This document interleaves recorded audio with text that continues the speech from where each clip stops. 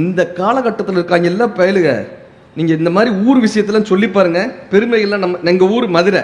நான் நிகழ்ச்சி இல்லாதப்பல என்ன பண்ணுவேன், என் பையன் மெட்ராஸில் பிறந்தவன், நான் அவன்கிட்ட சொல்கிறேன், எங்கள் ஊர் எப்படி தெரியுமாடா, மதுரை எப்படிப்பட்ட ஊர் தெரியுமா, பாண்டியர் குதிரை குளம்படியும் தூள் பறக்கும் இளைஞர் சிலம்படியும் மதி தோண்டிய புலவர் சொல்லடியும் இளம் தோகை மாதர்த மெல்லடியும் மயங்கி ஒலிக்கும் மாமுதிரை மாலையிலே மல்லிகை பூமதுரை மண்ணை திருட வந்தவரை செம்பொன்னை திருட வந்தவரை ஊர் பொசுக்கி போக வந்தவரை தாயாய் மாற்றிய தூய் மதுரை அவர்தம் சேயாய் வணங்கிய தாய் மதுரைன்னு. நீங்க கை தட்டிட்டீங்க. அவன் இப்படியே பார்த்தான். மதுரை நல்ல ஊர் அவ்வளவுதானே, மதுரை நல்ல ஊர் அவ்வளவுதானே. ஏன் இழுக்கிற சாட்டா முடிப்பா, இழுக்காத. அது அவர் சொன்ன மாதிரி சேட் ஜிபிடின்னு ஒன்று வந்திருக்குல்ல, அதை எடுத்து கேட்குறான், Google how to put my father in mute அப்படின்றான். அதுக்கு அந்த கூகுள் 3 ஆப்ஷன் கொடுக்குது. Stitch your father mouth, paste your father mouth, bring your mother in front of him. அவன் 3வது ஆப்ஷனை தேர்ந்தெடுத்துட்டான். அதுக்கப்புறம் நம்ம மதுரையை பற்றி பேசுறதுக்கு இங்கே திருவள்ளுவர் பற்றி ஐயா ரசித்து சிரிங்க, அது நடந்துரு. அதுக்கப்புறம் நம்மளை மியூட்டில் தான் போட்டே வச்சுருக்காங்க. அழகான இந்த புத்தக திருவிழாவில் ஐயா கேட்கும்போது என்ன தலைப்பில் பேசுகிறீங்கன்னு கேட்டாங்க. எனக்கு ரொம்ப ஆசை என்னென்னா, நம்ம எல்லாரும் வாழ்கிறோம், ஆனால் வாழ்கிறோமான்ற ஒரு கேள்வி வருதுல்ல, வாழ்க்கை வாழ்வதற்கேன்னு ஒரு தலைப்பு கிடையாது. ஐயா அந்த தலைப்பில் பேசணும்னு எனக்கு ரொம்ப ஆசைங்கயான்னு சொன்னேன். ஏன்னா ஜேகே தான் கேட்பாரு, நாம் எல்லோரும் வாழ்கிறோம் ஆனால் வாழ்கிறோமான்னு ஒரு கேள்வி கேட்டார். நாமுத்துக்குமார் எழுதினாரு, என்ன சவுண்டு மட்டும் லைட்டாக கொஞ்சம் குறைச்சிக்கோங்க. நாமுத்துக்குமார் சொன்னார், ஒவ்வொருவரும் 2 வகையான வாழ்க்கையை வாழ்கிறார்கள். 2 வகையான வாழ்க்கையை வாழ்கிறார்கள். ஒன்று நாம் நினைத்த வாழ்க்கை, நாம் இப்படி வாழணும்பா அப்படி வாழணும்பா நாம் நினைத்த வாழ்க்கை. இன்னொன்று நாம் வாழ்ந்து கொண்டிருக்கக்கூடிய வாழ்க்கையினர்.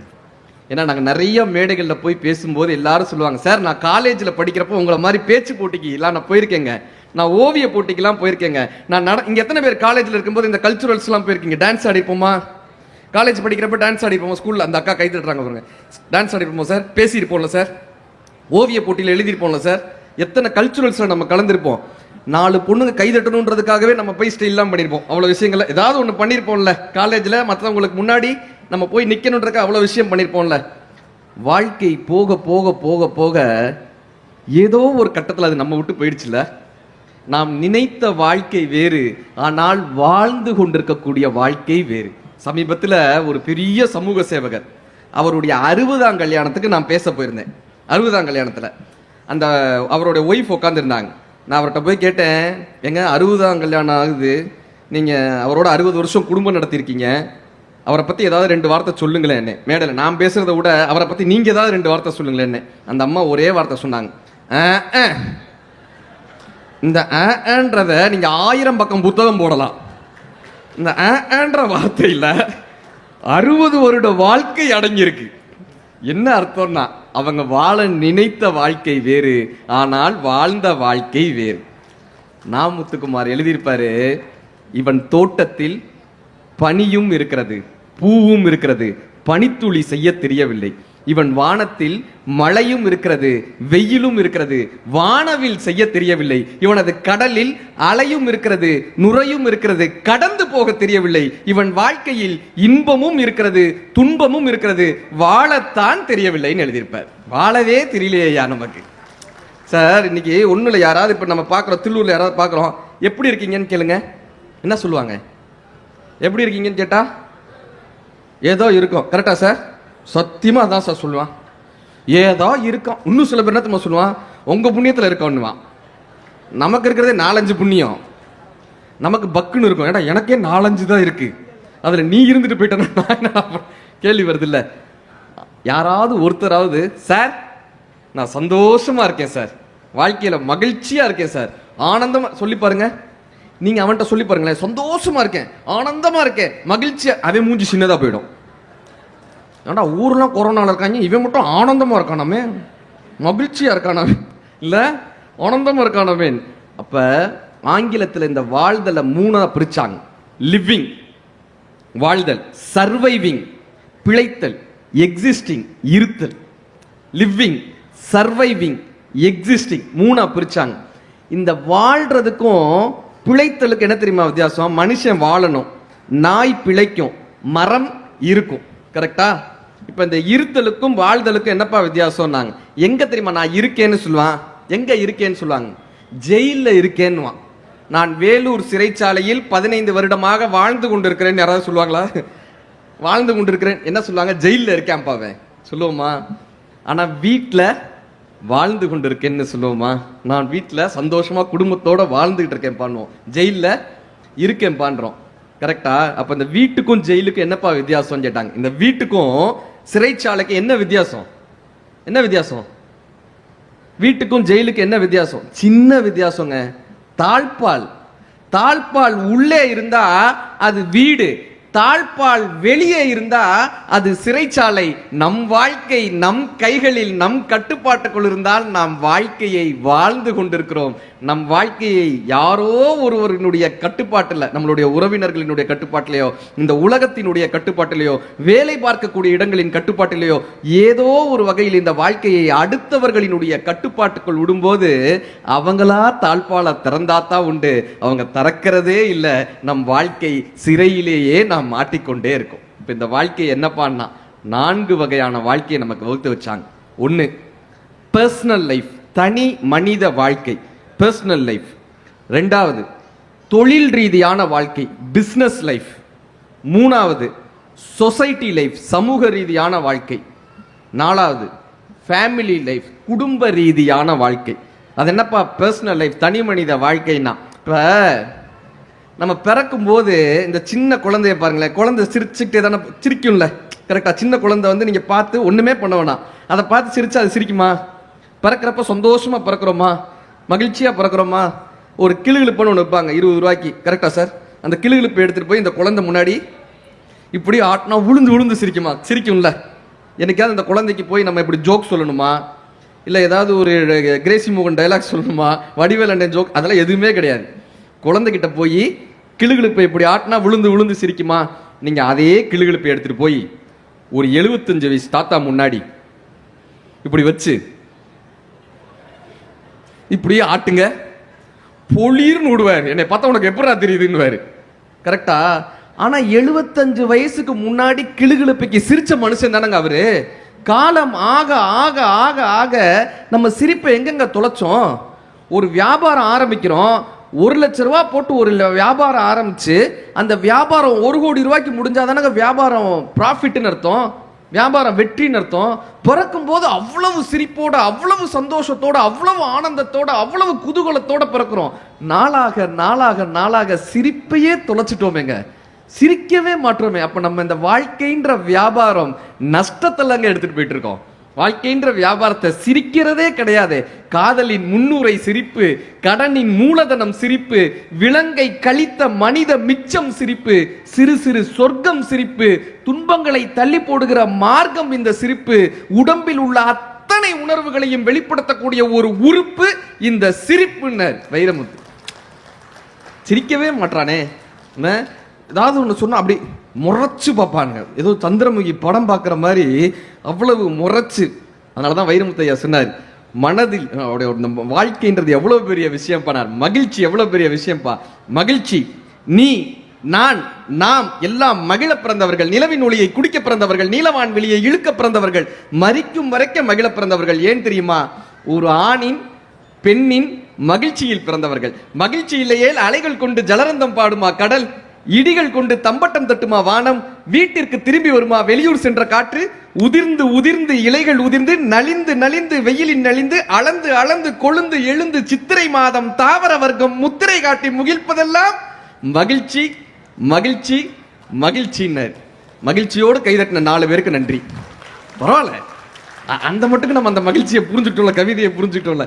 ஏன் தெரியுமா நம்மளால சந்தோஷமா இருக்க முடியல? வீட்டில் 2 விஷயத்தினால தான் நமக்கு அந்த சந்தோஷம் ரொம்ப குறையுது. அண்ணன் ரொம்ப அழகா ஒரு 10 பாயிண்ட் கொடுத்துட்டு போனார் தெளிவா. இன்னும் நம்ம என்ன நினைச்சிடறோம்னா, நம்மை சுற்றி இருக்கவங்க எல்லாரும் சந்தோஷமா இருந்தா நானும் சந்தோஷமா இருப்பேன்ப்பா நினைக்கிறோமா?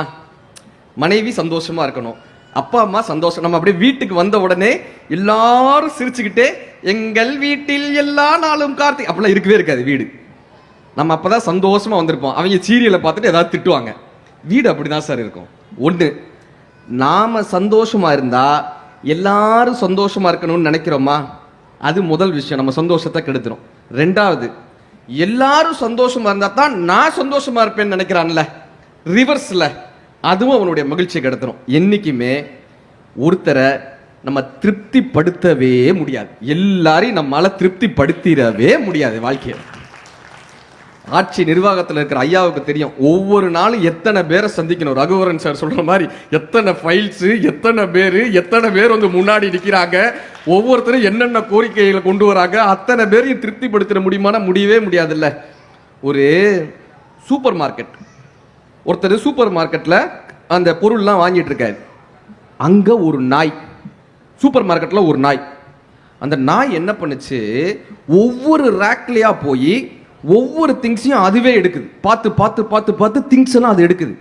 இப்போ இந்த ஷாப்பிங்க்கு கூட போனார்ல, ஆச்சரியமா பார்த்துருக்காரு, என்னடா ஒரு நாய் வந்து பர்ச்சேஸ் பண்ணுது, அதுவும் பொருட்கள்லாம் கரெக்டாக எடுக்குது. இந்த நாய் பர்ச்சேஸ் போகிறதுல ஒரு பெரிய பெஸ்ட் ஆப்ஷன் என்னன்னா, நம்ம என்ன லிஸ்ட் கொடுக்குறோமோ அதை மட்டும் தான் வாங்கும், மற்றதெல்லாம் வாங்காது. அதனால அது போய் கரெக்டாக ஒவ்வொரு ரேக்லேருந்து எது தேவையோ அதெல்லாம் எடுக்குது. கரெக்டாக வந்து பில்லிங் கவுண்டரில் இந்த கிரெடிட் கார்டை வாய் வழியாக கொடுத்து ஸ்வைப் பண்ணுது, காசை வாங்குது, பில்லை எடுத்துக்குது. இவனுக்கு ஆச்சரியம், இந்த நாயை யாரா ட்ரெயின் பண்ணாங்க, இப்படி ஷாப்பிங் பண்ற அளவுக்கு நாயை யார் ட்ரெயின் பண்ண, அதை பார்க்கணுன்றதுக்காக நாயை ஃபாலோ பண்ணிட்டு போனான். நாய் என்ன பண்ணுச்சு, கரெக்டா சிக்னல் கிட்ட வந்து அந்த ரோட்டு கிட்ட வந்து நின்று சிக்னல் போட்ட உடனே ரோடை கிராஸ் பண்ணுச்சு.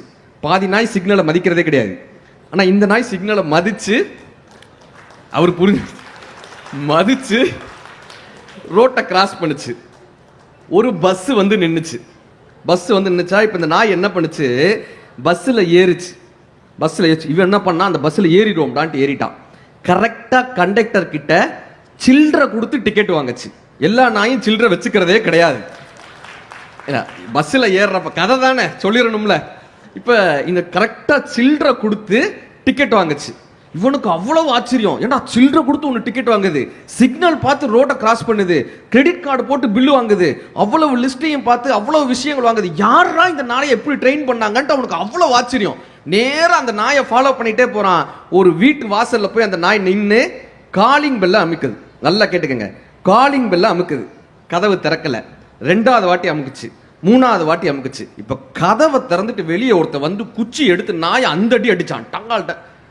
இவர் ரொம்ப வருத்தப்பட்டு போய் கேட்டார், சார் சார் சார் என்ன பண்றீங்க, எதுக்கு அந்த நாய் அடிக்கிறீங்க, எவ்வளவு அறிவான நாய், உங்களுக்கு எவ்வளவு அழகான திங்ஸை வாங்கிட்டு வருது, எப்படி வந்தது, அதை போய் அடிக்கிறீங்களே. அவன் சொன்னா, இந்த நாய்க்கு எத்தனை தடவை சொல்லியிருக்கேன், நான் தூங்கும் போது வந்து பெல் அடிக்காத, வெளியே போகும்போது சாவி எடுத்துட்டு போன்னு அத்தனை தடவை சொல்லியிருக்கேன், வந்து பெல் அடிச்சு என் தூக்கத்தை கெடுக்குதுன்னா. நீங்க என்ன செஞ்சாலும் ஒருத்தரை திருப்திப்படுத்திடவே முடியாது. நீங்க மிகப்பெரிய அறிவாளியாக இருந்தாலும், மிகப்பெரிய பொறுப்பாளியாக இருந்தாலும், நம்மால் ஒருவரை 100% திருப்திப்படுத்திவிடவே முடியாது. அப்ப நம்ம என்னப்பா பண்ணணும்னா, நம்மை நாம் உற்சாகமாக வைத்துக் கொள்ளும் போதுதான் இந்த வாழ்க்கையில நாம் மகிழ்ச்சியாக வாழவே முடியும். நம்ம கூட நம்பிக்கை, அதிக நேரம் இருக்காது அதிர்ஷ்டம், எப்பொழுதும் கிடைத்து விடாது சிபாரிசு, எந்நேரமும் இருந்து விடாது உதவி, ஆனால் எப்பொழுதும் ஜெயிக்கும் நாம் வளர்த்துக்க கூடிய தன்னம்பிக்கை எப்பையும் ஜெயிக்குங்க. சமீபத்தில் மலேசியாவில் ஜோஹோர்ன்ற இடத்துக்கு நிகழ்ச்சிக்கு போயிருந்தேன். அங்கே நிகழ்ச்சிக்கு போகும்போது இந்த ஃப்ளைட்டில் ஏறி உட்காருவோம்ல, பக்கத்தில் ஒரு பொண்ணு வந்து உட்காந்தாங்க. அவங்கள பார்த்த உடனே தெரிஞ்சு இந்த கிராமத்து பொண்ணுன்னு தெரிஞ்சிருச்சு. பார்த்த உடனே மதுரை பக்கம் தானே நாங்கள் ஏறுறோம், கிராமத்து பிள்ளைன்னு தெரிஞ்சிருச்சு. இப்போ நாம் என்ன நினைப்போம், நாம் தான் இந்த பெல்ட் எல்லாம் மாட்டுறதுக்கு சொல்லித்தரணும், இதெல்லாம் தெரிஞ்சிருக்காது இந்த பிள்ளைக்கு, நம்ம தான் சொல்லித்தரணுன்றதுக்காக நான் அதுக்கு ரெடியாக அப்படி ஆயத்தமாக இருக்கேன். இந்த பிள்ளை வந்து உட்காருது, அப்புறம் இதெல்லாம் சொல்லித்தரணும், உடனே நம்ம பெரிய ஆளுன்னு காமிச்சிக்கணும் அப்படின்னா. அந்த பொண்ணு வந்துச்சுங்க, அசால்ட் அப்படி எடுத்து அப்படி சொல்லிச்சு பெல்ட்டை. ஃப்ளைட்டு டேக் ஆஃப் ஆனோடனே ஒரு லேப்டாப் எடுத்து மேலே வச்சுச்சு. எனக்கு ஆச்சரியமாக பார்த்தேன், என்னம்மா பண்ணுறீங்கன்னு. நீங்கள் என்ன பண்ணுறீங்கன்னு கேட்டேன். ஒரு பெரிய சாஃப்ட்வேர் கம்பெனி பேரை சொல்லி அதில் சீனியர் ப்ராஜெக்ட் மேனேஜராக இருக்கேனே அப்படின்னுச்சு. உங்கள் அப்பா என்ன பண்ணாருன்னு கேட்டேன். நீ எந்த ஊர், உங்கள் அப்பா, நான் தேனி பக்கத்தில் ஒரு கிராமத்து பேரை சொல்லி எங்கள் அப்பா புண்ணாக்கு வியாபாரினே அப்படின்னு சொல்லிச்சு. எனக்கு உடனே என்ன பண்ணுவோம், நம்ம ஒரு நோட் பேடை எடுத்துட்டேன், அப்பா எனக்கு ஒரு கண்டென்ட் கிடைச்சிச்சுடா, அடுத்த புத்தக திருவிழாவிற்கு ஒரு கண்டென்ட் கிடைத்து விட்டது அப்படின்னு உடனே ஒரு நோட் பேடையும் பேடா எடுத்துட்டேன். ஓ வரலாறு தான் எனக்கு வேணும் சொல்லு அப்படின்னு. அப்பா புண்ணாக்கு வியாபாரி, இந்த பொண்ணு பெரிய சாஃப்ட்வேர் கம்பெனியில் சீனியர் ப்ராஜெக்ட் மேனேஜராக நாடாக சுற்றிட்டு இருக்கு. உனக்கு யாருமா இன்ஸ்பிரேஷன், உங்கள் அப்பாவான்னு கேட்டேன். அந்த பொண்ணு சொல்லிச்சு, இல்லைண்ணே எனக்கு இன்ஸ்பிரேஷன் வள்ளினே அப்படின்னுச்சு. அந்த பொண்ணு பேரு செந்தமிழ் செல்வி, என் பக்கத்துல உட்காந்த பொண்ணு. உனக்கு இன்ஸ்பிரேஷன் நான் கேட்டேன். வள்ளினே அப்படின்னு. யாருமா வள்ளின்னு? என் ஃப்ரெண்டுனே. நானும் வள்ளியும் ஒன்னா தானே படித்தோம். மூணாப்புலேருந்து அந்த அதே கிராமத்து பாஷை. மூணாப்புலேருந்து 12ஆப்பு வரைக்கும் நானும் வள்ளியும் ஒன்னா தானே படித்தோம். இப்போ வள்ளி என்னம்மா படுதுன்னு. வள்ளி உயிரோட இல்லைனே. ஏம்மா என்னாச்சுன்னு. 12ஆவது படிக்க இல்லைன்னு நானும் வள்ளியும் காலேஜுக்கு இந்த ஸ்கூலுக்கு போவோம்னே இந்த பயலுகள்லாம் நின்று வம்பிழுப்பாங்க, சுற்றி இருக்கிற பசங்கள்லாம் நின்று வம்பிழுப்பாங்க. நாங்கள் போய் எங்கள் வீட்டில் சொன்னோம். எங்கள் வீட்டில் என்ன தெரியுமா சொன்னாங்க? பொம்பளை பிள்ளை எதுக்கு தான் ஸ்கூலுக்கு போவேனான்னு சொன்னோம். பொம்பளை பிள்ளையில ஸ்கூல் நீங்கள் வீட்டில் இருந்தால் வந்து வம்பிழுப்பாங்களான்னு வீட்டில் இருக்கவங்க திட்டினாங்க. வள்ளி ஊர் பஞ்சாயத்தை கூப்பிட்டு எல்லாருக்கிட்டையும் சொன்னானே இந்த மாதிரி எங்களை வம்பிழுக்கிறாங்கன்னு சொன்னான். பஞ்சாயத்தில் என்ன தெரியுமா சொன்னாங்க? பொம்பளை பிள்ளைய அடக்க ஒடுக்கமா வீட்டுக்குள்ளே இருந்தா அவன் வீட்டுக்குள்ளே வந்தால் கையை பிடிச்சி இழுத்தான், நீ வெளியே போக கண்டு தானே அவன் கையை பிடிச்சி இழுக்கிறான், உன்னை யாரும் வெளியே போக சொன்னான்னு ஊர் பஞ்சாயத்துலையும் சொன்னாங்க. அந்த பயல்களை யாருமே அடக்கலனே. அவங்க கூட கொஞ்சம் திமிராகி கூட கொஞ்சம் எங்களை வம்பிழுத்து அந்த பிள்ளைய ரொம்ப அடாவடித்தனம் பண்ணோன்னு ஒரு நாள் பள்ளிக்கூடமும் போக முடியாம, அந்த பசங்களையும் எதிர்க்க முடியாம, பெற்றோர்கள்ட்டையும் சொல்ல முடியாம, ஊர்க்காரங்க கிட்டையும் சொல்ல முடியாம, கனவையும் நிறைவேற்ற முடியாம வள்ளி பூச்சி மருந்தை குடிச்சிட்டானே. பூச்சி மருந்தை குடிச்சிட்டானே. அவ இறப்புக்கு எங்க ஹெட் மாஸ்டர் வந்து பார்த்தாங்க, மயக்கம் போட்டு விழுந்துட்டாங்கண்ணே. ஹெட் மாஸ்டர்லாம் எங்க ஃப்ரெண்ட்ஸு 35 பேர் வந்தாங்க எங்க கிளாஸ்லேருந்து. அத்தனை பேர் அழுதாகண்ணே. வள்ளியை பார்த்து அத்தனை பேர் அழுதாக. நான் மட்டும் அழவே இல்லைண்ணே. நான் மட்டும் அழவே இல்லை. அவளை நான் பார்த்துக்கிட்டே இருந்தேன். அண்ணே செத்து போறதானே ஒரு பிரச்சனைக்கு தீர்வு? கிடையவே கிடையாதுண்ணே. வள்ளிக்கு சேர்த்து நான் படிச்சேனே. அந்த வள்ளிக்கு சேர்த்து நான் படிச்சேனே. 12ஆவதுல வள்ளிக்கு சேர்த்து நான் படிச்சேனே. பெரிய மார்க், அந்த என்ட்ரன்ஸ் கட் ஆஃப்ல அவ்வளவு மார்க் எடுத்து இன்ஜினியரிங் காலேஜில், மதுரையில் இருக்க பெரிய இன்ஜினியரிங் காலேஜில் அந்த பொண்ணுக்கு சீட்டு கிடைக்கிது. அவங்க அப்பா விடமாட்டேன்றாரு. மொத்த ஸ்கூல்ல இருக்கக்கூடிய அத்தனை டீச்சர்ஸையும் கூட்டு போய் அவங்க அப்பாட்ட பேச வைக்கிறாங்க. பெரும் போராட்டத்துக்கு பிறகு அந்த பெரிய இன்ஜினியரிங் காலேஜில் படித்து இந்த சாஃப்ட்வேர் கம்பெனியில், பெரிய சாஃப்ட்வேர் கம்பெனியில் பிளேஸ் ஆகி, கேம்பஸில் பிளேஸ் ஆகி இன்னைக்கு ஒரு மாதம் அந்த பொண்ணு 2.5 லட்சம் ரூபா சம்பாதிக்கிறாங்க. பொண்ணு சொன்னாங்க, இது வெற்றி கிடையாதுன்னு, இதெல்லாம் பெரிய விஷயம் கிடையாதுண்ணே. நான் படிச்சு முடிச்சு 5-6 வருஷம் ஆயிடுச்சு. அந்த பொண்ணு படிச்சு முடிச்சு 6 வருஷம் ஆயிடுச்சு. அந்த பொண்ணு சொல்லுது, என்னைக்கு வீட்டில் இருக்கக்கூடிய பிள்ளைகளை வெளியே அனுப்புனா மற்றவங்க வம்பிழுப்பாங்கன்னு சொல்லி வீட்டுக்குள்ளே வச்சிருந்தாங்களோ, நான் படிச்சு வந்தோன்னே செல்வி வந்துட்டா பாரு, இப்படி நம்ம பொண்ணும் வரணும்னு சொல்லி இந்த 6 வருஷத்துல எங்க கிராமத்திலேருந்து 12 பிள்ளைங்க இன்ஜினியரிங் படிச்சிருக்கேன்.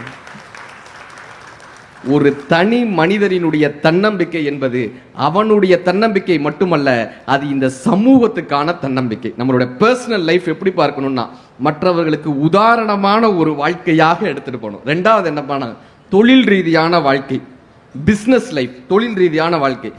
ஒரு வேலையை 2 விதமாக செய்யலாம். ஒன்று கடமையை செய்கிறது, இன்னொன்று கடமைக்கு செய்கிறது. கரெக்டா? எங்கள் ஊரில் 100 நாள் வேலை திட்டம் எல்லா ஊர்லேயும் நடக்குதுல்ல சார். 100 நாள் வேலை திட்டம் இங்கேயும் இருக்குன்னா 100 நாள் வேலை திட்டம் எங்கள் கிராமத்தில் வந்தாங்க. 100 நாள் வேலை திட்டத்துக்கு எங்கள் வீட்டுக்கு முன்னாடி தான் அந்த கிராம பணிகள்லாம் நடத்தும்போது ஒருத்தர் என்ன பண்ணார், குழி தோண்டிக்கிட்டே வந்தார். பின்னாடி இருந்து ஒருத்தர் என்ன பண்ணா, அந்த குழியை மூடிக்கிட்டே வந்தான். ஒருத்தர் தோன்றாரு, ஒருத்தர் மூடுறாரு, தோன்றாரு, மூன்றாரு. நான் போய் கேட்டேன், என்னையா பண்ணுறீங்க 2 பேரும் அப்படின்னு. கிட்டத்தட்ட 1 கிலோமீட்டருக்கு. என்னையா பண்ணுறீங்க 2 பேரும்? ஐயா எங்களுக்கு இங்கே ஃபுல்லாக மரம் நடுற வேலை கொடுத்தாங்க, 3 பேர் அப்பாயின்ட் பண்ணியிருந்தாங்க. ஒருத்தர் குழியை தோண்டணும், 2வது ஒருத்தர் மரத்தை நடணும், 3வது அந்த குழியை மூடணும். இன்னைக்கு மரம் நடுறவன் லீவு. நாங்க என் வேலையை செய்யாம இருக்க முடியாது. அதுக்காக நான் வாங்கின காசுக்கு நான் தோண்டுவேன், அவன் வாங்கின காசுக்கு அவன் மூடிட்டு போயிடுவான். முடிஞ்சிச்சு. இது கடமைக்கு செய்கிறது. ஒரு கோயில், ஒரு சிற்பி, அந்த சிற்பி என்ன பண்றாரு, பாவை விளக்குன்னு ஒரு சிற்பம் செய்யறாரு. இந்த பாவை விளக்கு சிற்பம் பாத்தீங்களா, இப்படி பொட்டு வச்சுக்கிற மாதிரி இருக்கும். பாவை விளக்குன்னு ஒரு சிற்பம் செய்யறாரு. அந்த சிற்பத்தை பார்த்தாக்கா அப்படியே அந்த சிற்பத்துக்கு பக்கத்திலேயே அதே மாதிரியே இன்னொரு சிற்பம் இருக்கு. அப்படியே இருக்கு, அதே மாதிரி இன்னொரு சிற்பம் இருக்கு. இப்ப கோயில் தர்மகர்த்தா வந்து கேட்கிறாரு, எங்க இந்த 2 சிற்பத்தையுமா கோயில்ல வைக்க போறீங்க, 2யுமா வைக்க போறீங்க? அவர் சிற்பி சொல்றாரு, இல்ல ஒரே ஒரு சிற்பம் தான், ஆனா அது சிதிலம் அடைஞ்சிருச்சு. இந்த சிற்பம் கொஞ்சம் சிதிலம் அடைஞ்சிருச்சு, அதனால நான் இன்னொரு சிற்பம் செஞ்சேன். இவர் பார்க்குறாரு, அப்படி ஒன்றும் சிதிலமாலாம் தெரியல, அவ்வளோ அழகா இருக்கு அந்த சிற்பம். இதில் என்னங்க சிதிலம்? சிதிலம்லாம் இல்லையா, நல்லா தானே இருக்கு, இதில் என்ன சிதிலம்னு கேட்குறாரு. இல்லை, பெண்கள் வந்து பின்னல் பின்னுவாங்கல்ல, இந்த 3 முடிப்பு போட்டு பின்னல் பின்னினா கடைசியா வந்து முடிக்கிற இடத்துல 3 போட்டு முடிக்கணும். இந்த கீழே முடிக்கிறாங்கல்ல, 3 பின்னல் போட்டா கீழே 3 போட்டு முடிக்கணும். அது அந்த காலத்துல பின்னவங்களுக்கு தெரியும். இன்றைக்கு பின்னலும் இல்லை, கூந்தலும் இல்லை. அது பரவாயில்ல. அந்த 3 பின்னல் போட்டு 3 முடிக்கணும். நான் என்ன பண்ணிட்டேன், 3 பின்னல் போட்டு 2 போட்டு முடிச்சிட்டேன். அதனால இது சிதிலம் அடைஞ்சிருச்சு. நான் இன்னொரு சிற்பம் செஞ்சேன். எவ்வளவு நாள் ஆச்சு? 8 மாசம் ஆச்சு. இந்த இன்னொரு சிற்பம் செய்யறதுக்கு அதுக்கும் 8 மாசம் ஆச்சு. இதை எங்க வைக்க போறீங்க? இந்த கோயில் கோபுரத்துல 80 அடி கோபுரத்துல 80வது அடியில கொண்டு போய் இந்த சிற்பத்தை வைக்க போறேன். இவர் கேட்டாரு, தர்மகத்தையோ அறிவு இருக்கா அவனுக்கு? ஏயா, கோயில் கோபுரத்துல 80வது அடியில இந்த சிற்பத்துல பின்னாடி இருக்கக்கூடிய கூந்தல்ல 3 முடிப்பு போட்டிருக்கா, 2 முடிப்பு போட்டிருக்கான்னு யாருக்கு தெரிய போகுது? இதுக்காகவாயா 8 மாசம் இன்னொரு டெடிகேஷன் இன்னொரு சிற்பத்தை செஞ்ச? இது யாருக்கு தெரிய போகுது? இது யாருக்கு தெரிய போகுதுன்னு அவர் சொன்னாரு. எனக்கு தெரியுமே, எனக்கு தெரியுமேயா. நான் இந்த கோயிலை கடந்து போகும்போதெல்லாம் இந்த சிற்பம் சரியில்லைன்றது எனக்கு தெரியுமே. நான் அடுத்தவர்களுக்காக என் வேலையை செய்வதில்லை, நான் எனக்காக என் வேலையை செய்கிறேன். நம்ம தொழில் ரீதியான வாழ்க்கையில எப்படி தெரியுமா வெற்றி பெற முடியும்? அடுத்தவர்களை திருப்திப்படுத்துவதற்காக நம்ம ஒரு விஷயம் செஞ்சோம்னு வச்சுக்கோங்களேன், அந்த இடத்துல தோத்துருவோம். நம்மை நாம் திருப்திப்படுத்துவதற்காக ஒரு விஷயம் செய்வோம். இன்னைக்கு மேடையில பேசும்போது கைதட்டல் வாங்குறது ரொம்ப சுலபம். ஒரு கவிதையாகவோ இல்லை ஏதோ ஒரு விஷயத்தை சொல்லும்போது நீங்க கைதட்டிடலாம். அது உங்களை திருப்திப்படுத்துறதுக்காக சொல்ற விஷயம். ஆனா நான் வீட்டுக்கு போகும்போது எனக்கு தெரியும்ல, எனக்கு தெரியும்ல, இன்னைக்கு நம்ம சொன்னதுல ஒரு 10 விஷயமாவது முன்னாடி இருக்கிறவங்களுக்கு போயிருக்கும்பா.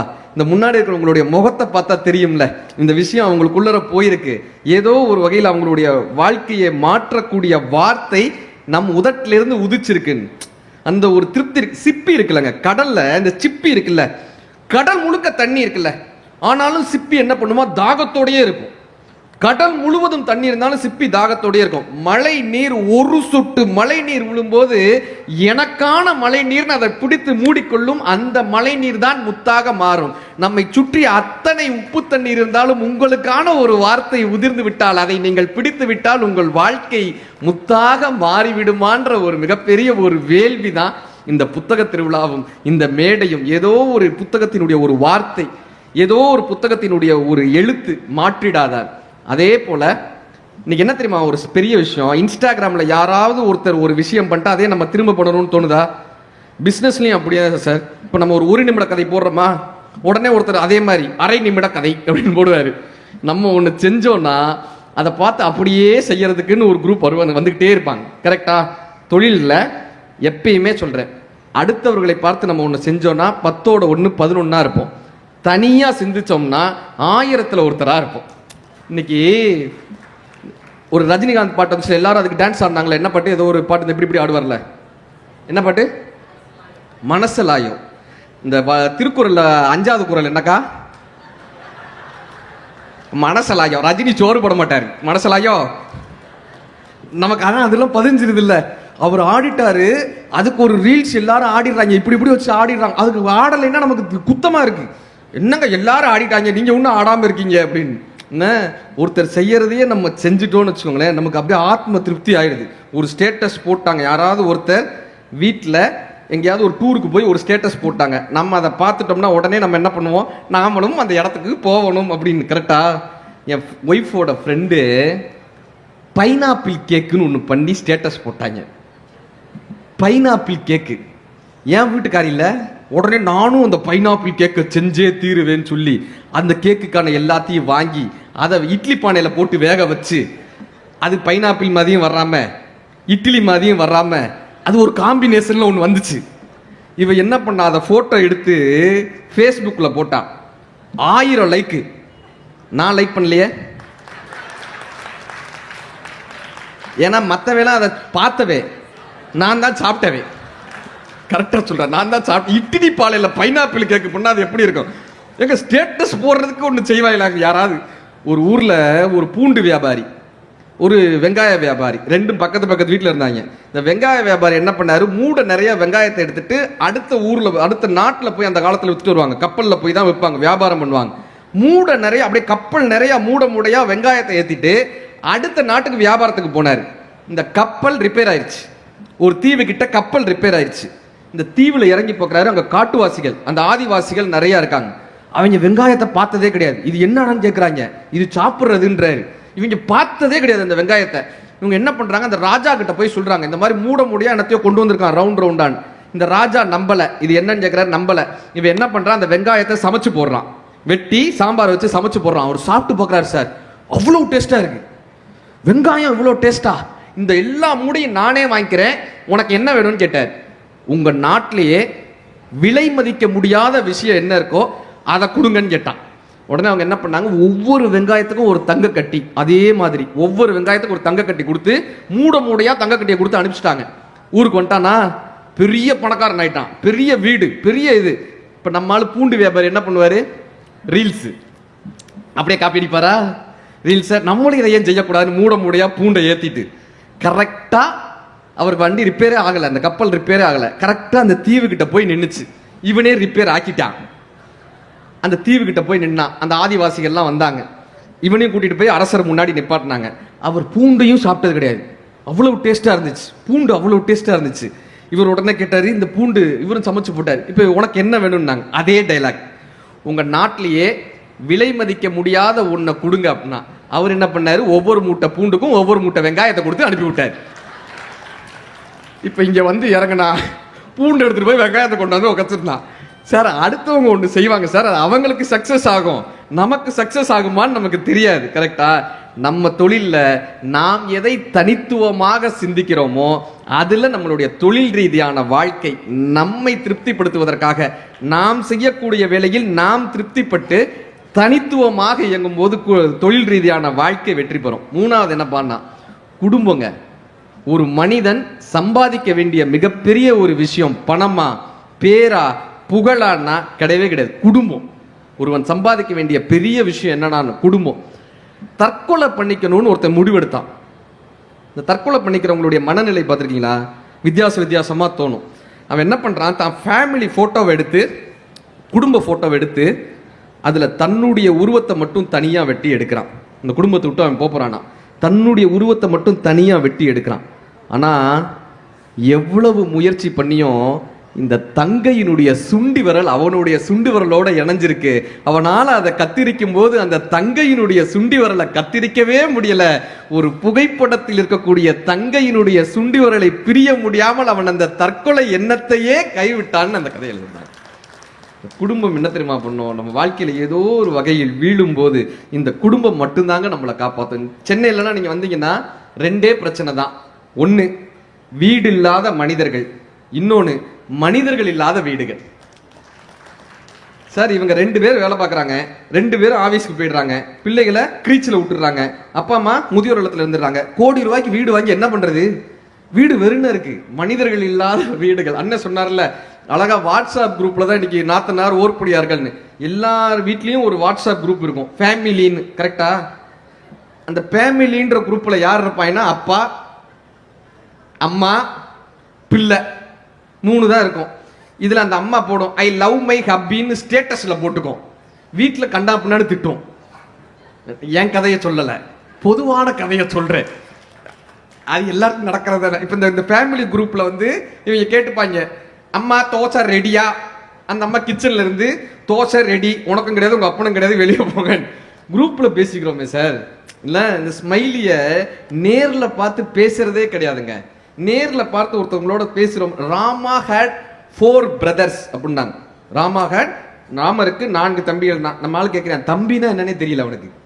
என்ன இன்னைக்கு போறக்கூடிய காலகட்டத்தில் தம்பிகள்னா என்னன்னு தெரியாதுங்க. நாமுத்துக்குமார் எழுதுவார், தம்பி என் உதிரத்தின் பங்காளி, என் உதிரத்தின் பங்காளி, என் நாணயத்தின் இன்னொரு பக்கம், நான் பிறந்த தொப்புள் கொடியில் மலர்ந்த இன்னொரு பூ, நான் உண்ட பாலின் ருசி அறிந்தவன், அதனால் என் பசி அறிந்தவன், துக்கத்தில் என்னை தாங்கும் தூண் என் சக ஊன்னு தம்பியை பத்தி எழுதுவார்.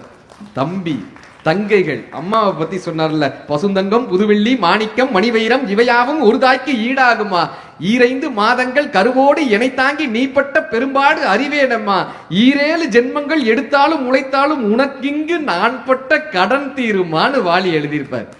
சார் பிரான்ஸ்ல ஒரு விமான ஆக்சிடென்ட் ஆச்சு. கிட்டத்தட்ட உயிர் போகக்கூடிய நிலையில தப்பிச்சு வர்றாங்க. ஒரு 70 பேர் கொண்ட பயணிகள் விமானம் அது. அத்தனை பேர் கிட்டத்தட்ட நியரஸ்ட் டெத் எக்ஸ்பீரியன்ஸ் சொல்லுவாங்கல்ல, அப்படி ஆகி பைலட் எப்படியோ ஒரு வகையில் அந்த ஃபிளைட்டை காப்பாத்திட்டாரு. இப்ப அங்க இருந்த பயணிகள் ஒவ்வொருத்தர்கிட்டையும் கேட்கிறாங்க, நீங்க இந்த கடைசி நொடியில என்ன நினைச்சீங்க? கடைசி நொடியில என்ன நினைச்சீங்க? ஒருத்தர் சொல்றாரு, சார் எனக்கு இப்பதான் என்னுடைய பிசினஸ் நல்லபடியா வந்துச்சு, என் பிசினஸ் போயிடுமேன்ற ஒரு நினைப்பு வந்துச்சு. ஏன்னா இவ்வளவு கஷ்டப்பட்டு என் பிசினஸை உருவாக்குனேன், இப்ப நான் இல்லைன்னா என் பிசினஸை யார் பார்த்துப்பாங்கன்னு பயம் வந்துச்சு. இன்னொருத்தவங்க சொல்றாங்க, சார் நான் இப்பதான் என் கேரியர்ல growth ஆயிட்டு வர்றேன், இவ்வளவு ரீச் ஆன நேரத்துல என்னோட கேரியர் போச்சேன்னு எனக்கு பயம் இருந்துச்சு. ஒவ்வொருத்தரும் ஒன்னொன்னு சொல்லிட்டே வராங்க. ஆனா நான் போயிட்டேன்னா என் பிள்ளைகளை யாரு காப்பாத்துவாங்கன்றது தாங்க எனக்கு பயமா இருந்துச்சுன்னு சொன்ன 11 பேரும் இந்திய நாட்டு பெற்றோர்கள். என் பிள்ளைகளை யாரையா காப்பாத்துவாங்க? கடைசி வரை இந்த குடும்பம் மட்டும்தான் ஒருவன் சம்பாதிக்க வேண்டிய மிகப்பெரிய ஒரு சொத்து. வைரமுத்தையா எழுதுவாரு, ஐம்புலன்கள் இருக்குல்ல, இந்த ஐம்புலனுக்கு எது எது மகிழ்ச்சின்னு எழுதினார். கண்ணுக்கு மகிழ்ச்சி, கண்ணுக்கு மகிழ்ச்சி விடிகாலை சோலை, வெற்றிலை போட்ட வானம், தூங்கும் குழந்தையின் தூங்காத சிரிப்பு. கண்ணுக்கு மகிழ்ச்சி ஆனந்த கண்ணீர். காதுக்கு மகிழ்ச்சி ஒரு நல்ல கவிதையை கேட்டு கைதட்டக்கூடிய கைதட்டல் ஓசை. மூக்குக்கு மகிழ்ச்சி நேசிக்கும் பெண்ணின் குழல் கொண்ட பூக்கள். வாய்க்கு மகிழ்ச்சி, வாய்க்கு மகிழ்ச்சி முதல் காப்பியின் இளம் கசப்பு இல்லை, இருட்டு அறையில் முரட்டு முத்தம் இல்லை. வாய்க்கு மகிழ்ச்சி தப்பின்றி உச்சரிக்கும் தாய்மொழி. 4 சொல்லிட்டாரா? உடலுக்கு மகிழ்ச்சியை சொல்லவே இல்லை. அந்த கவிதையில உடலுக்கு எது மகிழ்ச்சின்னு அவர் சொல்லல. நான் வைரமுத்தையா படிக்கிறேன், உடலுக்கு மகிழ்ச்சி எதுன்னு சொல்லல. இப்ப யாருப்பா உடலுக்கு மகிழ்ச்சின்னு சொன்னார்னா, வள்ளுவர் சொன்னாருங்க, மக்கள் மெய்த்தீண்டல் உடற்கின்பம் மற்றும் அவர் குரல் கேட்டல் இன்பம் செவிக்கின்னார். இந்த குழந்தை வந்து நம்மளை கட்டிக்கிறாங்க, வீட்டுக்கு போன உடனே அப்பான்னு ஓடி வந்து கட்டிக்கிறாங்கல்ல, அதுதான் உடம்புக்கு இருக்கிற மிகப்பெரிய ஒரு சந்தோஷமே. உலகத்துல வேற சந்தோஷமே கிடையாது. யாரு ஒரு பொண்ணு சொல்லிச்சு தான் ஃப்ரெண்டு கிட்ட, எங்க அப்பா நேற்று சிங்கப்பூர்ல இருந்து வந்தாரே, எனக்கு ஒரு ட்ரோன் விட்டா, இங்க ஒரு ட்ரோன் விட்டுட்டு இருந்தாங்கன்னா அது உடலையா இப்ப, ஆனா எனக்கெல்லாம் விட்டா சந்தோஷப்படுவேனே, வேர்க்கிறப்ப இப்படி வந்து நிற்கும், ஜாலியா இருக்கும், காத்து வரும், நான்லாம் கவலைப்பட மாட்டேன், நல்லா வந்துச்சுன்னா காத்து வருதுன்னு இருப்பேன். ஒரு குழந்தை சொன்னா, எங்க அப்பா நேற்று சிங்கப்பூர்ல இருந்து வந்தாரே, எனக்கு ஒரு ட்ரோன் வாங்கிட்டு வந்தாரே, அப்புறம் எங்க அப்பா போன மாசம் லண்டன் போனப்ப எனக்கு வந்து ஒரு ரோபோட் பொம்மை வாங்கிட்டு வந்தாரே, எங்க அப்பா எனக்கு ரிமோட் கார் வாங்கிட்டு வந்தாரு, எங்க அப்பா இந்த பொம்மை வாங்கிட்டு வந்தாரு, அந்த பொம்மை. உங்க அப்பா உனக்கு என்ன பொம்மை வாங்கிட்டு வந்தாருன்னு கேட்டாங்க. என்ன பொம்மை வாங்கிட்டு வந்தாங்க? இந்த குழந்தை சொல்லிச்சு, உனக்கு விளையாடுறதுக்கு பொம்மை தான் இருக்கு, நான் விளையாடுறதுக்கு எங்க அப்பாவே இருக்காரு, எங்க அப்பாவே இருக்காரு. எங்க அப்பா ஆபீஸ் பிடிச்சு வந்தோடனே அவர் தோல்ல கையை பிடிச்சு தொங்குவேனே, அவர் தோலை பிடிச்சு தொங்குவேனே, அவர் கழுத்தை பிடிச்சு விளையாடுவேனே, எங்க அப்பா உட்கார வச்சு உப்பு மூட்டை விளையாடுவேனே, யானை குட்டி விளையாடுவேனே. நீ விளையாடுறதுக்கு உனக்கு பொம்மை தான் இருக்கிறது, நான் விளையாடுறதுக்கு அப்பாவே இருக்காங்கன்னு நினைச்சாங்க. பொம்மைகள் வாங்கி தரக்கூடிய பெற்றோர்களை விட பொம்மையாக மாறக்கூடிய பெற்றோர்களைத்தான் இந்த வாழ்க்கை அழகான ஒரு வாழ்க்கையாக குடும்பத்தினுடைய பரிசாக வச்சிருக்காங்க. சார், கடவுள் ஒரு வீட்டில் போய், இன்னைக்கு சாயந்தரம் உங்க வீட்டை விட்டு நான் போறேன், உனக்கு என்ன வேணுமோ கேளுன்னு இருக்க, சாயந்தரம் வீட்டை விட்டு போயிடுவேன். அவன் சொல்லியிருக்கான், இப்படிலாம் என்னால் டப்புன்னு முடிவெடுக்க முடியாது, முதல் நான் போய் எங்க ஹையர் ஆபீசியல்கிட்ட கேட்கணும். இப்ப மாவட்ட ஆட்சித்தலைவரே இருந்தாலும் அவருக்கு ஒரு தலைவர் இருக்காருல்ல வீட்டுல, அந்த மாதிரி எல்லாருக்குமே ஒரு தலைவர் இருக்கதான் செய்யறாங்க வீட்டுல. அந்த மாதிரி அவர் என்ன சொல்றாரு, கடவுளாவே இருந்தாலும் நான் எங்க ஊர்ல சொல்லுவாங்க சார், இந்த கதைக்கு ஒரு பாஸ் விட்டுட்டு சொல்றேன். மதுரையில மீனாட்சி பிள்ளை தமிழ்னு ஒரு நூல் கேள்விப்பட்டிருக்கீங்களா? அந்த மீனாட்சி பிள்ளை தமிழ்ல ஒரு காட்சி, பள்ளி அறை பூஜை நடக்குது, மீனாட்சியும் சொக்கநாதரும் அந்த ஊஞ்சல்ல உட்கார்ந்துருக்காங்க. சரியா? ஊஞ்சல்ல உட்கார்ந்துருக்காங்க. இந்த ஊஞ்சலை யார் தெரியுமா ஆட்டுறாங்க? பூதகணங்கள். அங்கிருந்து ஒரு பூதம் இப்படி தள்ளி விடும், அங்கிருந்து ஒரு பூதம் இந்த பக்கம் தள்ளி விடும், இப்படி 2 பூதகணங்கள் அந்த ஊஞ்சல் ஆட்டுது. இந்த ஒரு பூதம் அந்த பூதத்தை பார்த்து இப்படி கண்ணை காட்டுது, சொக்கநாதர் தலையை பாரு, சிவனுடைய தலையை பாரு, இப்படி கண்ணை காட்டுது, சிவபெருமானுடைய தலையை பாரு. அந்த பூதம் எட்டி இப்படி தலையை பார்த்துச்சு, பார்த்தா தலையில சிகப்பு சிகப்பா சிகப்பு சிகப்பா சிகப்பு சிகப்பா இருக்கு. இந்த பூதம் நினைச்சிச்சு, என்ன சிவபெருமான் எதுக்கு தலையில ஹேர் கலரிங் பண்ணிட்டு வந்திருக்காரு, நைட்டு நேரத்தில் எதுக்கு ஹேர் கலரிங் பூரா சிகப்பு சிகப்பா சிகப்பு சிகப்பா சிகப்பு சிகப்பா இருக்கு என்ன? இப்ப இந்த பூதம் கண்ணை காமிச்சிச்சு, மீனாட்சி அம்மனுடைய காலை பாரு, இந்த காலில் நலுங்கு போட்டிருப்பாங்கல்ல, இந்த காலில் நலுங்கு போட்டிருப்பாங்கல்ல, இந்த நலுங்கு அங்கைக்கங்க அங்கைக்கங்க அங்கைக்கங்க அழிஞ்சிருக்கு. புரியுதா? இந்த மனுஷன் வரும்போது காலில் உழுதுட்டு வந்திருக்காரு. பள்ளிக்கு வர்றதுக்கு முன்னாடி மீனாட்சி அம்மன் காலில் உழுதுட்டு வந்திருக்காரு. இந்த பூதம் சொல்லுது, அங்க பாத்தியா காலில் நலுங்கு அழிஞ்சிருக்கு பாத்தியா? இவர் காலில் விழுந்து ஏதோ ஒரு பிரச்சனையில வணங்கிட்டு வந்திருக்காரு. சொக்கநாதராகவே இருந்தாலும் மீனாட்சி காலில் விழுந்தால் மட்டும்தான் வாழ்க்கை மகிழ்ச்சியா இருக்கும். சார், வீட்டில் யாரு தோக்குறாங்களோ, மனைவியிடம் யார் தோற்கிறார்களோ அவர்கள் வாழ்க்கையில் ஜெயிக்கிறார்கள், வாழ்க்கையில ஜெயிக்கிறாங்க. இதை மீனாட்சி பிள்ளை தமிழ் நமக்கு கத்துக் கொடுத்துட்டு போகுது. அப்படி இந்த கடவுளுக்கு சொன்னோன்னே இவன் சொன்னா, நான் போய் என் வீட்டுக்காரமாட்ட கேட்டு வர்றேன், அவங்க என்ன சொல்றாங்களோ அதை தான் நான் கேட்பேன். சரின்ட்டு வீட்டுக்காரமாட்ட போய் கேட்டாரு, ஏன்பா கடவுள் வீட்டை விட்டு போறாரா, என்ன வேணும்னு கேட்கிறாரு, என்ன சொல்லலாம்? ஏங்க ஒரு 500 பவுன் நகையா மொத்தமா கேளுங்கன்றுச்சு. 500 பவுன் நகை. பையன்கிட்ட போய் கேட்டார், என்னடா கேட்கலான்னு. இன்ஜினியரிங் காலேஜில் சீட்டு கேளுப்பா, அப்படியே ஒரு நல்ல கம்பெனியில சாஃப்ட்வேர் கம்பெனியில வேலை கேளுப்பான். பொண்ணுகிட்ட கேட்டார், அப்பா நான் பார்த்துருக்கேன் ஒரு பையன், அவனே எனக்கு மாப்பிளையா வரணும்னு கேளுப்பான். அந்த வீட்டில் ஒரு வயசான பாட்டி சொன்னாங்க, அதெல்லாம் கேட்காதரா, நம்ம வீட்டில் எப்பயுமே சந்தோஷமும் ஆனந்தமும் மகிழ்ச்சியும் நிம்மதியும் வேணும்னு கேளு. அவர் போய் கடவுள்கிட்ட கேட்டாரு, எனக்கு மகிழ்ச்சியும் ஆனந்தமும் சந்தோஷமும் நிம்மதி எங்க வீட்டில் இருக்கணும்னாரு. கடவுள் சொன்னாரு, மகிழ்ச்சியும் ஆனந்தமும் சந்தோஷமும் நிம்மதியும் உன் வீட்டில் இருந்தா நான் ஏன்டா உங்க வீட்டை விட்டு போறேன், நான் எப்பொழுதும் உன் வீட்டிலேயே இருந்து விடுகிறேன்னு இருந்தார். கண்ணதாசனை எழுதினார், நாயகனை சிலை வடிவில் நாட்டி வைத்த சைவர் திரு கோவிலுக்குள் நான் சென்றேன் தோழி, அவன் குரல் அங்கே கேட்கவில்லை தோழி, மாயவடி வான திரு மால் இருக்கும் சோலையினில் தூயவனை காண வந்தேன் தோழி, அவன் சொல்லும் மொழி கேட்கவில்லை தோழி, பாவம் அதை தீர்த்தருளும் தேவன் அவன் ஆலயத்தில் மண்டியிட்டேன் தோழி, நிலை கொள்ளவில்லை வந்துவிட்டேன் தோழி, சித்தம் ஒரு முக்தி பெற பக்தி நிலை முக்தி பெற புத்தனையும் பார்த்து வந்தேன் தோழி, அவன் வார்த்த மொழி கேட்கவில்லை தோழி, என் மனதில் ஊடுருவும் தும்மதியை தீர்த்து நிம்மதியை வேட்டுதடி நெஞ்சம், உயர் தம்மதியை காட்டவில்லை அஞ்சும், காடுமலை நீர் நெருப்பு காற்றுமலை வான்முகிகள் கூடி வர வைத்தவனை காணேன், ஒரு கூடிழந்த பறவை என ஆனேன், என் மனதில் ஊடுருவும் தும்மதியை தீர்த்து மன நிம்மதியை வேட்டுதடி நெஞ்சம்னார். கடவுளே வந்தாலும் இந்த நிம்மதியை தாயா நான் கேட்கிறேன். அப்படி இந்த குடும்ப வாழ்க்கையால் மட்டுமே அந்த நிம்மதியை கொடுக்க முடியும். 4வது, டைம் ஆயிடுச்சு, ஒரே 4-5 விஷயம் மட்டும் சொல்லி முடிச்சிருக்கேன். 4வது, ஒருத்தருடைய வாழ்க்கையில ரொம்ப முக்கியமானது என்னப்பான்னா சமூக ரீதியான வாழ்க்கை, நம் சக மனிதர்கள் மீது அக்கறை கொண்ட வாழ்க்கை. தமிழ் தாங்க கற்றுக் கொடுத்தது. எப்பா ஒரு நாள் வாழ்க்கை எப்படியா வாழ்றது, நீ நடந்து போறீங்க, இப்போ இறைவனுக்கெல்லாம் பெரிய பூஜை பண்ண வேணாம், நீ நடந்து போறப்போ ஒரு 2 இலையை பறிச்சு போட்டு போப்பா, அது கூட முடியலையா நீ சாப்பிடும் போது ஒரு கைப்பிடி உணவு எடுத்து வச்சு போப்பா. யாவருக்குமாம் இறைவனுக்கோர் பச்சிலை, யாவருக்குமாம் பசுவுக்கோர் வாயுரை, பசுனா உயிரினம் அர்த்தம், ஏதோ ஒரு உயிரினம். யாவருக்குமாம் பசுவுக்கோர் வாயுரை, யாவருக்குமாம் உண்ணும் போது ஒரு கைப்பிடி, அதுவும் இல்லையா யாவருக்குமாம் பிறர்க்கோர் இன்னுரை தானேன்னு கத்து கொடுத்துச்சு. ஒருத்தரை பார்த்தா நீங்க நல்லா இருப்பீங்க, உங்களுடைய மனதுக்கு நல்லா, இதை சொல்லணும்லமா, சொல்லவே மாட்டானே.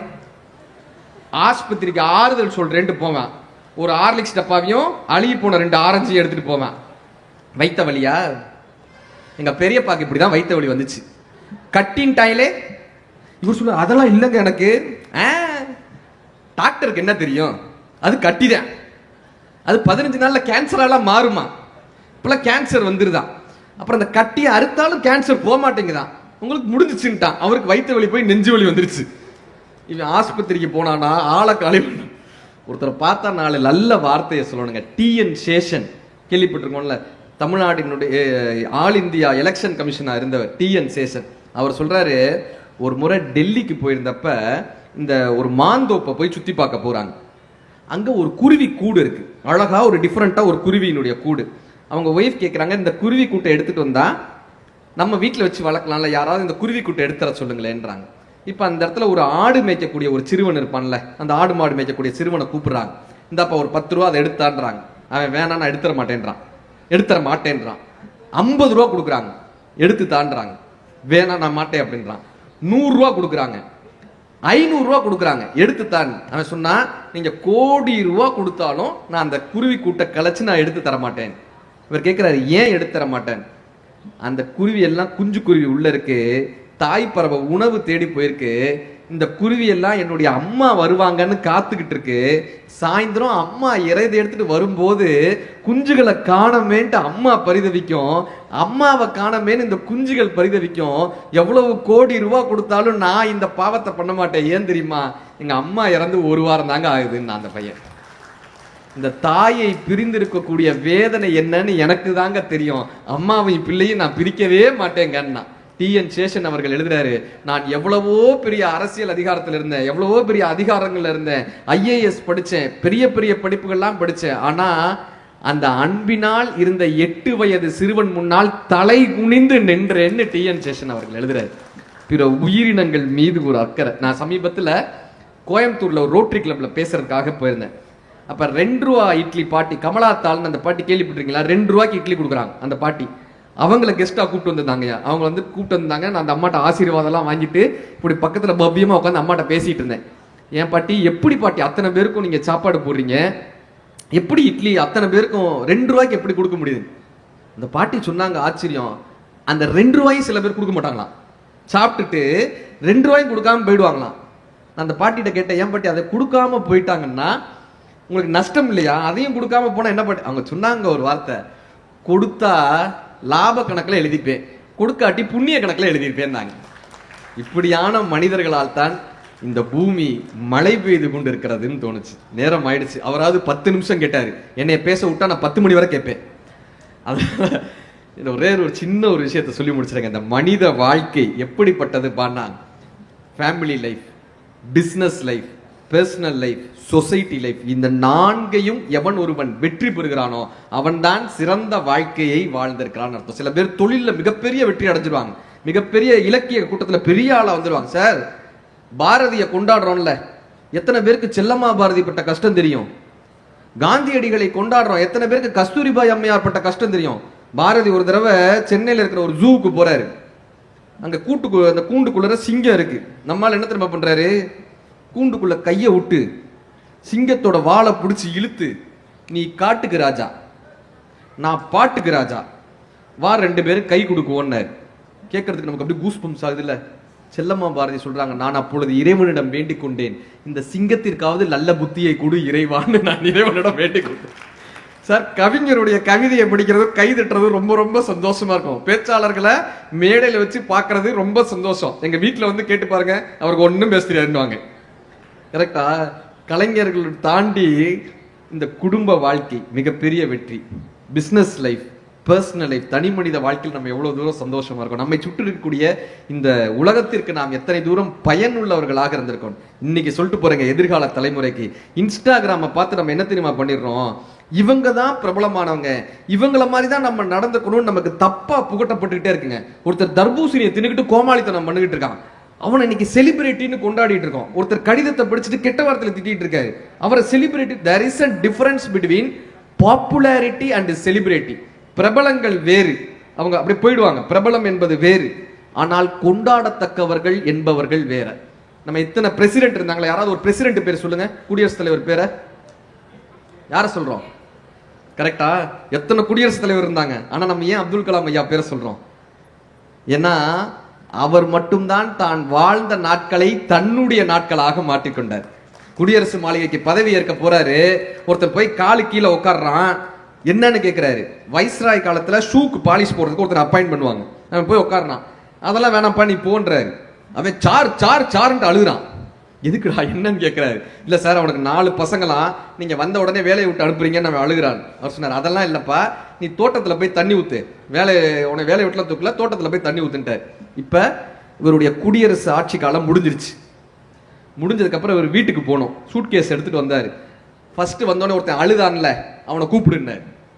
அவர் வந்தாங்க. நீ என்னமோ நான் வந்த உடனே உன்னைய வேலையை விட்டு அனுப்புறேன்னு சொன்ன, இன்னைக்கு என்னையவே வேலையை விட்டு அனுப்ப போறாங்க தெரியுமா அப்படின்னாரு. அவன் உடனே ஒன்றும் புரியாம பார்த்தான். நீ இந்த தோட்டத்துக்குலாம் தண்ணி அடிப்பேல, எப்படி அடிப்பேன்னு கேட்டார். அவன் உடனே ஸ்ப்ரே வச்சு இப்படி அடிச்சு காமிச்சான். இந்த சூட் கேஸ்ல அதை ஸ்ப்ரே பண்ணு. அவர் வச்சு இந்த சூட் கேஸ்ல ஸ்ப்ரே. அவனுக்கு என்னன்னா, இந்த சூட் கேஸ்ல டாக்குமெண்ட்ஸ் இருக்கும், இவர் துணியெல்லாம் இருக்கும். இதை எப்படிங்க நான் தண்ணியை போய் ஸ்ப்ரே பண்ண, அதெல்லாம் மாட்டேன் அப்படின்றான். இல்ல நீ ஸ்ப்ரே பண்ணுன்றாரு. அவன் லைட்டா அப்படி இப்படி அடிக்கிறான். அவர் அந்த ஸ்ப்ரே பண்ண சூட் கேஸ் எடுத்து காமிச்சார். ஏன் தெரியுமா நான் அதை சொன்னேன்? குடியரசுத் தலைவர் மாளிகையிலிருந்து அப்துல் கலாம் செல்லும் போது ஒரு தூசியை கூட எடுத்து செல்லவில்லை என்பது எல்லோருக்கும் தெரியணும்ன்றதுக்காக நான் இதுல தண்ணி எடுத்து காட்ட சொன்னேன். இப்படியான தலைவர்கள் தான் கொண்டாடத்தக்கவர்கள். இவர்களை நம்ம ரோல் மாடலா எடுத்துக்கணும். இப்படியான தலைவர்களாக நம்ம வரணும். நாம என்ன பண்ணிடுறோம், இன்ஸ்டாகிராம்ல வரக்கூடிய கோமாளிகளை பார்த்துட்டு நாமளும் அதே மாதிரி பண்ணணும், ஃபேஸ்புக்ல இருக்கவங்களை பார்த்துட்டு நாமளும் அதே மாதிரி பண்ணிடணும்னு நினைக்கிறோம்ல. யாரை ரெண்டு விஷயங்க, சிலரை நாம தெரிஞ்சு வச்சுக்கிறதுனால அவங்க கிட்டே இருந்து நாம சம்பாதிப்போம், சிலரை நாம தெரிஞ்சு வச்சுக்கிறதுனால அவங்க நம்ம கிட்டே இருந்து சம்பாதிப்பாங்க. எப்படி தெரியுமா? கடைசியா வந்த விஜய் படம் என்ன? கோட். யாரு டைரக்டர்? யாரு? வெங்கட் பிரபுவா? சூப்பர், அந்த பையன் கை தட்டுங்க. கோட் விஜய் மாதிரியே இருக்கான், சின்ன விஜய் மாதிரி. வெங்கட் பிரபுவா? உன் பேர் என்ன தம்பி? தினேஷ். திருவள்ளூரின் ஜிடி நாயுடு தினேஷ் சொல்றார் கோட் வெங்கட் பிரபுவா. இஸ்ரோவோட டைரக்டர் யாரு? கோட்டு படத்தினுடைய டைரக்டர் யாருன்னு நம்ம தெரிஞ்சு வச்சிருந்தோம்னா நம்ம கிட்ட இருந்து அவர் சம்பாதிப்பார். இஸ்ரோவினுடைய டைரக்டர் யாருன்னு நம்ம தெரிஞ்சு வச்சிருந்தோம்னா அவர்கிட்ட இருந்து நாம சம்பாதிக்கலாம். கரெக்டா? ஆமா, அழைப்பு வந்துருச்சு. அந்த மாதிரி கடைசியா ஒரே ஒரு விஷயம் சொல்லிட்டு முடிச்சிடுறேங்க. இந்த மனித வாழ்க்கை எப்படிப்பட்டது பாருங்க. எனக்கு தெரிஞ்சு சார், உலக லிட்ரேச்சர், இத்தனை நேரம் நீங்க பேச்ச கேட்கலனாலும் பரவாயில்ல, இந்த ஒரு பாட்டை மட்டும் கேட்டுருங்க. இந்த பாட்டு இருக்கக்கூடிய புத்தகத்தை மட்டும் வாங்கிருங்க. உலக லிட்ரேச்சர்ல மனித வாழ்க்கையை பற்றி இப்படி சொன்ன பாடல் உலக லிட்ரேச்சர்ல எனக்கு தெரிஞ்சு கிடையாது. பட்டினத்தாரினுடைய ஒரு பாடல், உடற்கூற்று வண்ணம் அந்த பாட்டினுடைய பேர். இவ்வளவு விஷயங்கள் ஏன் சொன்னா, இதுக்கான ஒவ்வொரு புத்தகத்தையும் நீங்க தேடணும். பர்சனல் லைஃபுக்கு MS உதயமூர்த்தி ஐயார்கள் எழுதிய எண்ணங்கள் புத்தகம் இருக்கு, ஞானத்தை தேடி இருக்கு. தொழில் ரீதியான வாழ்க்கைக்கு ரிச் மேன் புவர் டேட்ன்ற புத்தகம். அப்படி ஒவ்வொரு புத்தகத்தையும் நீங்கள் இதற்காக தேடணுன்றதுக்காக சொன்னேன். பட்டினத்தாரினுடைய உடற்கூற்று வண்ணம், ஒரு மனித வாழ்க்கை எப்படிப்பட்டதுன்னு ஒரு பாட்டில் எழுதியிருப்பார். ஒரு மடம் ஆதும் ஒருவனும் ஆகி இன்ப சுகம் தரும் அன்பு பொருந்தி உணர்வு கலந்து ஒழுகிய விந்து ஊரு சுரோனிதம் மீது கலந்து பணியிலோர் பாதி, பணி கூட கிடையாது, பணியிலோர் பாதி சிறுதுளி மாது பண்டியில் வந்து புகுந்து திரண்டு பதுமடர் கமடம் இதுவென்றாகி, தாமர மொட்டு மாதிரி உயிர் வாழ்மா, பதுமடர் கமடம் இதுவென்றாகி பார்வை மெய் வாய் செவி கால் கைகள் என்றே உருவமாகி உயிர் வளர் மாதம் 9 ஒன்றும் நிறைந்த மடந்தை உதரம் அகன்று புவியில் விழுந்து யோகமும் வாரமும் நாளும் அறிந்து மங்கையர் சேனை தாரணை ஆடை மடமையில் கொங்கை அமுது உண்டு ஓரறிவு ஈரறிவு ஆகியே வளர்ந்து.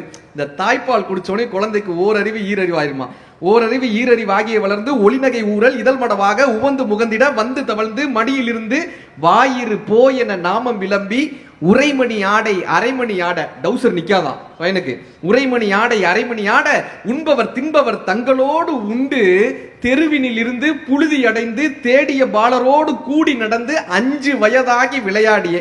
5 வயசு ஆயிடும். இந்த 5 வயசு ஆச்சுன்னா என்னப்பா பண்ணுவாங்கன்னா, ஸ்கூல்ல சேர்த்து விடுவாங்கல்ல, உயர்தர் ஞான குரு உபதேச முத்தமிழின் கரைகளும் கரை கண்டு வளர்பிற என்றே பலரும் விளம்ப வாழ் 16 பிரயாயம் வந்து 16 வயசு ஆயிடுச்சான். இந்த 16 வயசான என்னப்பா பண்ணுவான்னா, இந்த இடத்துல நீங்க பட்டினத்தாருக்கு கை தட்டலாம். 16 வயசான என்னப்பா பண்ணுவான், மயிர்முடி கோதி ஸ்டைல் பண்ணிப்பானா, மயிர்முடி கோதி 60 நீல வண்டமர் தந்தொடை கொண்ட புனைந்து மணிப்பொன் விளக்கு பணியும் அணிந்து, இப்படி ஒரு காப்பு போட்டு போனான், மணிப்பொன் விளக்கு பணியும் அணிந்து மாதகர் போதகர் கூடி வணங்க மதன சுரூபன் இவன் என மோக மங்கையர் கண்டு மருண்டு திரண்டு விரிவிழி கொண்டு சுழியை எறிந்து மாமையில் போல் அவள் போவது கண்டு, புண்ணை பார்க்க ஆரம்பிச்சிருவானா, மாமையில் போல் அவள் போவது கண்டு மனது பொறாமல் அவள் பின்னால் சென்று மங்கள செங்கல்ல சந்திகள் கொங்கை மருவ மயங்கி இதழமுது உண்டு தேடிய மாமுதல் சேர வழங்கி, காசை கொண்டு போய் கொடுத்துருவானா, தேடிய மாமுதல் சேர வழங்கி ஒரு முதலாக முது பொருளாக தேடிய தனங்களை வம்பில் இழந்து மதன வதன சொரூபம் இதுவென்று வாலிப கோலமும் வேறு பிரிந்து வளமையும் மாறி இளமையும் மாறி வன்பல் விழுந்து இரு கண்கள் 2 வயது முதிர்ந்து செவிதிமிர் வந்து வருவதும் போவதும் ஒரு முதுகூன் மந்தி எனும்படி, ஒரு வயசான குரங்கு வருதுன்னு குனிஞ்சிருவாங்கல்ல, வருவதும் போவதும் ஒரு முதுகூன் மந்தி எனும்படி குந்தி நடந்து மதியும் இழந்து செவிதிமிர் வந்து கலியுகம் மீதினில் இவர் மரியாதை கண்டவர் நெஞ்சம் சஞ்சலம் மிஞ்ச. இவர் எவ்வளவு பெரிய பணக்காரர் தெரியுமாப்பா, இவர் எவ்வளவு பெரிய அதிகாரி தெரியுமாப்பா, இப்படி பார்த்தவர் தானா பாத்ரூம் போயிட்டு இருந்தா எப்படி இருக்கும்? கலியுக மீதினில் இவர் மரியாதை கண்டவர் நெஞ்சம் சஞ்சலம் மிஞ்ச கலகலவென்று மலசலம் வந்து கால்வழி மேல்வழி சேர நடந்து தெளிவுமின்றி உரைதடுமாறி சிந்தையும் நெஞ்சமும் உலர்ந்து தவிழ்ந்து தினமும் அலைந்து தேரினல் ஆதரவு எதுவென நொந்து மறையவன் வேதம் எழுதியவாறு வந்தது கண்டம் என்று தெளிந்து இனியன கண்டம் இனியன தொந்தம் மேதினி வாழ்வு நிலாதினி என்று கடன்முறை பேசும் என உரை நாவும் தங்கி விழுந்து கையால் மொழிந்து, கடைசி காலத்துல பேச்சு வராது, அதை எடுத்துட்டு கையால் மொழிந்து கடைவாய் கஞ்சி ஒளிகிட வந்து பூதமும் நாளும் சுவாசமும் நின்று நெஞ்சு தடுமாறி வரும் நேரமே. ஹார்ட் அட்டாக் வந்துருமா? நெஞ்சு தடுமாறி வரும் நேரமே யாருப்பா வருவான்னா, உச்சடையும் சிறு குஞ்சமும் மிஞ்ச மதகும் இரண்ட வடிவம் இளங்க மாமலை போல் எம தூதர்கள் வந்து வளைகுடு வீசி உயிர் கொடு போக மைந்தன் வந்து குனிந்து நொந்து மடியில் இருந்து மனைவி புலம்ப மாழ்கினரே இவர் காலம் என்று பழையனர் காணும் என்பர் அறிகிலார் பஞ்சு பறந்தது என்பர் பந்தர் இடுமென வந்து பறையிடை முந்தி பிணம் வேக விசாரியும் என்று ஏவும் சிலர் பனித்துகில் துஞ்சக கலபம் அணிந்து, புது டிரெஸ், பனித்துகில் துஞ்சக கலபம் அணிந்து பாவமே செய்து நாரும் இந்த உடம்பை வரிசை கெடாமல் எடுமென ஓடி மைந்தர் வந்து குனிந்து சுமந்து கடுகி நடந்து சுடலை அடைந்து மானிட வாழ்வு இதுவென நொந்து விறகிடை மூடி அனல் கொடு போக வெந்து விழுந்து தனிந்து நாணங்கள் உருகி எலும்புகள் கருகி ஒரு பிடி நீரும் இல்லாத உடம்பை நம்பும் அடியேனை இனி வாழ்த்து மேனக்கண்ண பட்டினத்தார் எழுப்பு. ஒரு துளி நீர்ல ஆரம்பிக்கக்கூடிய இந்த வாழ்க்கையின் பயணம் ஒரு பிடி நீர்ல முடிஞ்சிரும்பா. இவ்வளவுதாயா இந்த வாழ்க்கையினுடைய பயணம். ஒரு கைக்கு கவிஞன் எழுதினார், ஒரு பணக்காரர் வீட்டு நாய் இறந்து போனது, ஊரே கூடி துக்கம் கேட்டது. ஒரு நாள் பணக்காரரே இறந்து போனார், ஒரு நாயும் வரவில்லை. இவ்வளவுதான் மனித வாழ்க்கை. நான் அப்படியான இந்த வாழ்க்கைய, ஈசல் போன்று இருக்கக்கூடிய இந்த வாழ்க்கைய, கிடைத்த இந்த அற்புதமான ஒரு அற்புதத்தை மகிழ்ச்சியாக சந்தோஷமாக ஆனந்தத்தோட மகிழ்ச்சியோடு குடும்பத்தோடு கொண்டாடக்கூடிய அற்புதமான தருணத்தை இறைவன் வழங்க வேண்டும்.